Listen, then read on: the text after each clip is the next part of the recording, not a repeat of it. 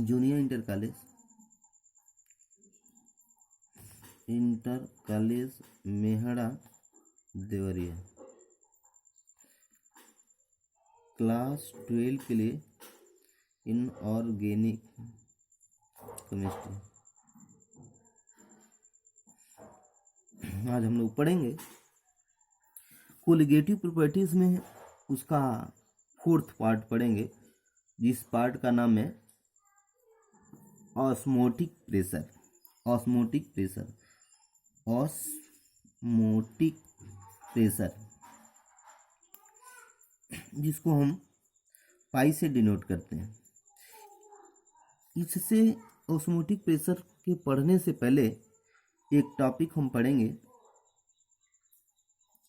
Semi परमेबिएबल membrane के बारे में। सेमी परमेबिएबल मेम्ब्रेन के बारे में मेम्ब्रेन के बारे में पढ़ेंगे कि ये क्या होता है। यह एक झिल्ली होती है ना, जो फिल्टर करने का काम आता है। सेमी का मतलब होता है किसी किसी को, सेमी का मतलब होता है किसी किसी को, और परमेबिएबल का मतलब होता है परमिशन होता है, और मेम्ब्रेन का मतलब आप लोग जानते ही हैं कि झिल्ली होती है। ये सब चीज़ें हो गई। ऐसी मेम्ब्रेन, ऐसी झिल्ली जो छानने का काम है, पार्टिकलों को छानने का काम है, तो और किसी किसी पार्टिकलों को छानने का काम है, तो ऐसी झिल्ली को सेमी परमेबिएबल मेम्ब्रेन के नाम से जानते हैं। हम जानते हैं कि कोई भी सॉल्यूशन जो होता है वह सोलूट और प्लस सॉल्वेंट से मिलकर बना होता है। सॉल्वेंट इसी से मिलकर के बना होता है। अब बात आती है कि सॉल्वेंट के जो पार्टिकल की साइज होती है, इसकी साइज जो होती है वह बड़ी होती है इसके तुलना में, सॉल्वेंट के तुलना में। इसकी जो साइज होती है, इसकी साइज क्या होती है, छोटी होती है इसके तुलना। इसका साइज बड़ा होता है और इसकी साइज क्या होती है, छोटी होती है। तो यह झिल्ली जो है इस सॉल्वेंट के पार्टिकल्स को क्या करती है, फिल्टर कर देती है। अगर सॉल्यूशन में है तो ये सॉल्वेंट के पार्टिकल को फिल्टर कर लेती है, सॉल्वेंट के पार्टिकल को जाने देती है, बल्कि सॉल्यूट के पार्टिकल को क्या करती है, फिल्टर कर देती है। अर्थात इस क्यों फिल्टर करती है, तो इसके साइज क्या है, बड़े हैं, इसके साइज छोटे हैं, तो ये उस झिल्ली से बाहर निकल जाते हैं। बल्कि ये झिल्ली जो है, झिल्ली के बाहर से नहीं निकल पाते हैं सॉल्यूट के पार्टिकल्स, क्योंकि ये बड़े बड़े होते हैं।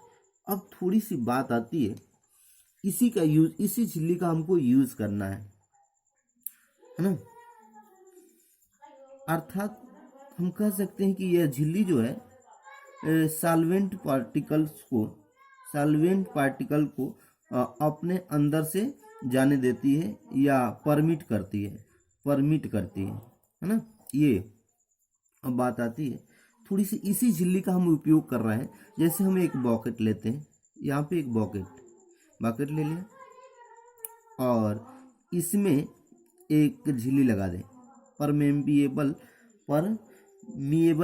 झिल्ली, सेमी परमेबिएबल झिल्ली जो है लगा दिया मैंने, ऐसे करके लगा दिया। अब हम क्या कर रहे हैं कि इधर इस साइड में हम क्या कर रहे हैं कि वाटर भर दे रहे हैं, वाटर H2O भर दिए। और ये किस तरह का है, तो प्योर वाटर है। और इस साइड में जो है हम इस साइड में भी पानी भर रहे हैं, लेकिन किस तरह की पानी हो, समुद्र का पानी हो, जिसमें NaCl की मात्रा हो, NaCl की मात्रा आयनिक रूप में डिसोसिएट हो, घुला हुआ हो, और इसमें घोल देते हैं। अब देखते हैं कि इस साइड में प्योर जो पानी है, प्योर वाटर है, इसमें जो पानी का कंसंट्रेशन है ज़्यादा है, तो लिखेंगे इसकी कंसंट्रेशन क्या है, ज़्यादा है, और इसकी कंसंट्रेशन क्या है, कम है, इसकी वाटर की कंसंट्रेशन क्या है, कम है। अब इसी झिल्ली की ये खासियत है कि कुछ समय बाद हम देखेंगे कि हायर कंसंट्रेशन से लोअर कंसंट्रेशन की ओर ऑटोमेटिक पानी जाने लगेगा और इसका लेवल क्या हो जाएगा, ऊंचा हो जाएगा, ऊंचा हो जाएगा। लेवल जब ऊंचा हो जाएगा तो इस प्रकार से हायर कंसंट्रेशन से lower concentration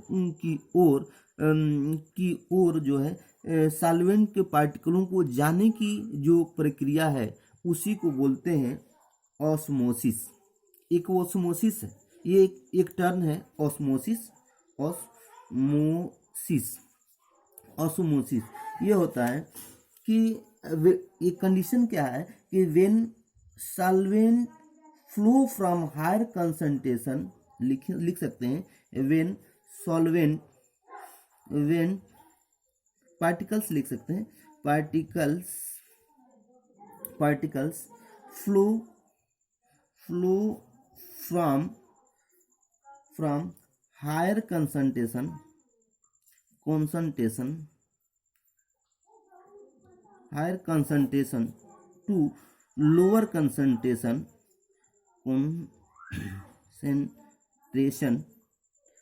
concentration by mean of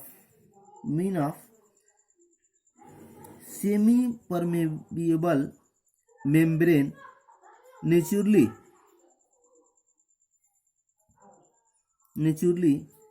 is called osmosis. यह प्रक्रिया ऑस्मोसिस कहलाती है। थोड़ी सी कि जो हायर कंसंट्रेशन से लोअर कंसंट्रेशन की ओर पानी का जाना ही क्या कहलाता है, ऑस्मोसिस कहलाता है। अब बात आती है, अब इसी ऑस्मोसिस प्रक्रिया, ये तो एक ऑस्मोसिस प्रक्रिया है जिससे पानी का लेवल इधर कम होता जाएगा और इधर लेवल क्या हो जाएगा, थोड़ा सा इधर लेवल ज़्यादा हो जाएगा। अब हम क्या करते हैं कि एक फोर्स की, यहाँ पे एक फोर्स लगाएं, यहाँ पे अगर एक फोर्स P लगाएं जिससे ये ऑस्मोसिस प्रक्रिया या पानी का इधर जाना क्या हो जाए, रुक जाए, या सॉल्वेंट के पार्टिकल्स का जाना इधर रुक जाए, तो यह जो है, यह फोर्स जो होता है ऑस्मोटिक प्रेशर कहलाता है। यह फोर्स क्या कहलाएगा, ऑस्मोटिक फोर्स कहलाएगा। ऑस्मोटिक प्रेशर भी कह सकते हैं, ऑस्मोटिक प्रेशर कहते हैं। तो लिखें जिसको osmotic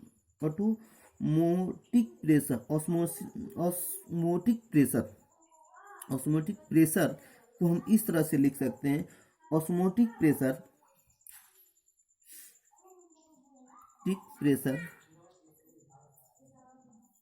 is that applied pressure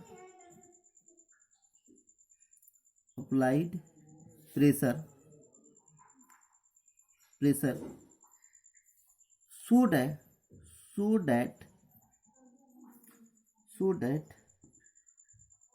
osmosis process stop. Osmosis process is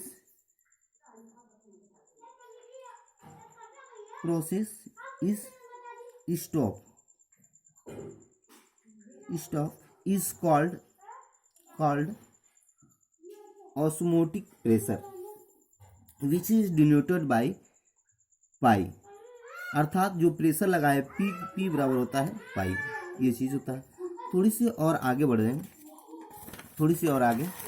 तो हम आगे चलें तो अब देखते हैं कि यह प्रेशर तो इस पे काम कर रहा है, जिससे ये जो है ऑस्मोसिस की प्रक्रिया रुक रही है। तो यही जो है जो कहलाता है वो ऑस्मोटिक प्रेशर कहलाता है। अब बात आती है थोड़ी सी आगे कि रिवर्स, और थोड़ा सा पानी इधर आ गया, सब पानी, कुछ पानी आए, कुछ वाटर आए, अगर इधर से प्रेशर और भी बढ़ा दें और बढ़ाएं तो पानी इधर रिवर्स की ओर आने लगेगा, अर्थात सॉल्वेंट के पार्टिकल इस साइड से इस साइड की ओर आने लगेंगे, अर्थात प्रेशर की वजह से। तो तब बोलेंगे यह रिवर्स प्रोसेस है। हम लिख सकते हैं रिवर्स ऑस्मोसिस, लिख सकते हैं reverse osmosis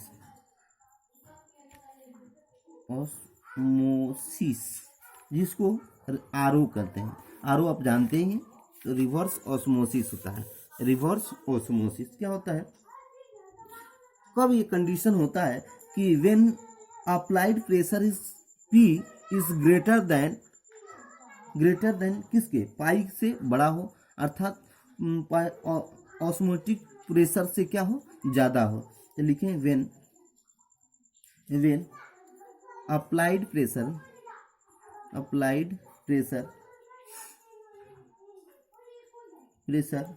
P is greater than pi, then solvent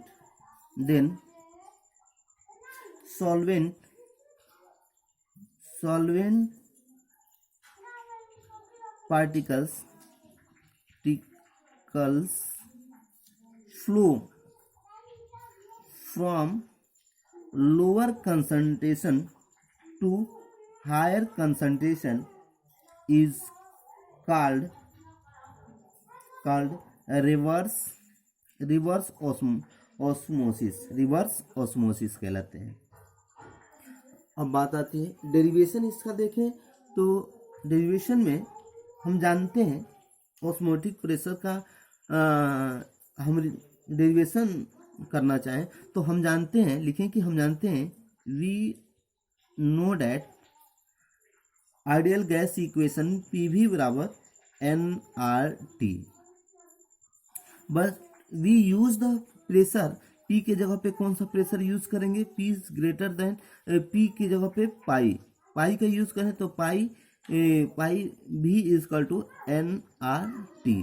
थोड़ी सी और आगे बढ़ें तो V यहाँ से पाई रहने दें, ऑस्मोटिक प्रेशर पाई रहने दें, N/V करें RT। हम जानते हैं N/V इस कंसंट्रेशन, जिसको M से भी डिनोट करते हैं, मोलरिटी के नाम से भी जानते हैं। तो कंसंट्रेशन टर्म का यूज करें तो पाई इक्वल टू CRT, यही ऑस्मोटिक प्रेशर का इक्वेशन बन के तैयार होता है, जिसका यूज हम न्यूमेरिकल में भी कर सकते हैं। इस प्रकार से पूरा हमारा ये लेक्चर खत्म हुआ। आप इसको नोट करेंगे और समझेंगे कंसेप्चुअली कि ये है क्या। हमने कई टॉपिकों को बताया, आप फिर इसको स्टडी करेंगे। Thanks very much to you all students.